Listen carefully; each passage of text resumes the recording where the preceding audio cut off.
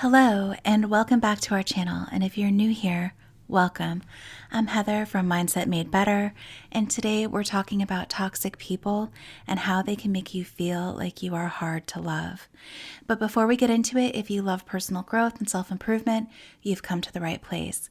Each week we put out a video that goes along with our articles over on mindsetmadebetter.com. And over there we have daily posts on quotes and apply those teachings to our modern times.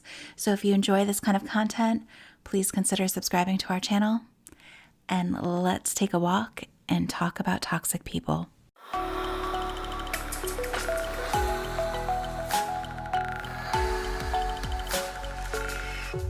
Today's quote over on our website is "Stay away from people who make you feel like you are hard to love."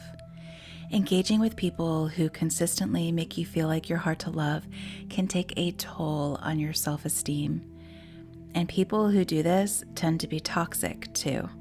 When you love someone, you want to lift them up, encourage them, and be their biggest cheerleader, not tear them down and constantly assault their character. When you love someone, you choose to take on the responsibility of keeping their heart safe. And I did a long video about 10 traits of healthy relationships, as well as what an unhealthy relationship looks like. And I'll link that in the description box down below if you want to check that out. But the truth is, if someone makes you feel like you're hard to love, when you've put forth effort to make changes that they've requested, provided that they were reasonable to begin with, the relationship is unhealthy.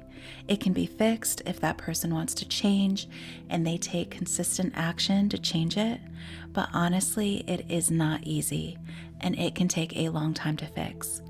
And some people, well, they enjoy making their partner feel like they just can't measure up to whatever it is that they're saying that they want. So if we're in a relationship where we feel like we're hard to love, why don't we just leave it?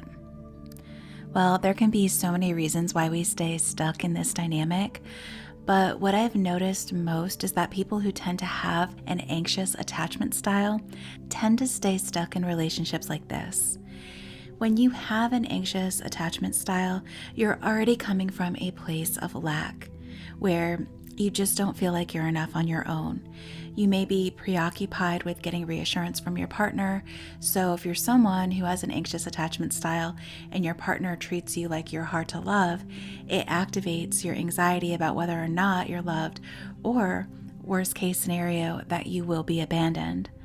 And this can trigger a vicious cycle every time because you're struggling to feel like you're enough and that you're loved, and your partner may be inconsistent with their reassurance or just flat out acts like you're impossible to love. And because you feel like you need their love, you start spinning on a hamster wheel trying to prove your worth to them.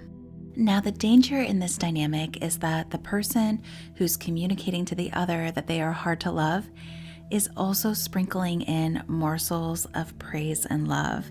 And a person with an anxious attachment style craves that the most. So they stay in the relationship attempting to win over the other person. It becomes toxic fast, and it is a vicious cycle. In a sense, they become addicted to the inconsistent praise and love that they get every once in a while, and that keeps them engaged in this dynamic. So how you break the cycle is rediscovering your self-worth and developing a more secure attachment style in your relationships. Let's take a look at some ways you can start breaking these patterns. Identify your own vulnerabilities in your relationships. Work with a therapist who's educated about attachment theory in adult relationships. This will help you heal and work through the insecurities that you're having. Get to really know yourself and what kinds of things soothe you when you feel distressed. Practice communicating your feelings clearly. Learn how to identify your boundaries and express them clearly. And be realistic and know that one person cannot possibly meet every need that you have all of the time. Be mindful of jumping to conclusions about your partner or overreacting.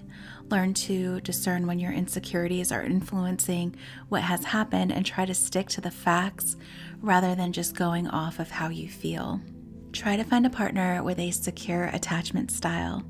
Experts estimate that 50% of us have a secure attachment style, and it's much easier to confront your own attachment issues in a relationship when you're with somebody who's more neutral with their attachment style. There's more intensity and drama with people who are together when one is anxious and one is avoidant, because it basically feeds the toxic storm that those attachment styles create in a relationship.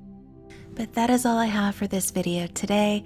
If you have struggled with an anxious attachment style, let us know if you have any additional tips and tricks on how to overcome that in the comments down below. And thank you so much for spending time with me today.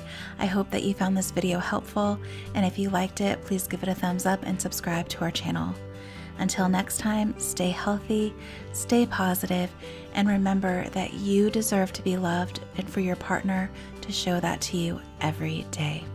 We'll see you next time.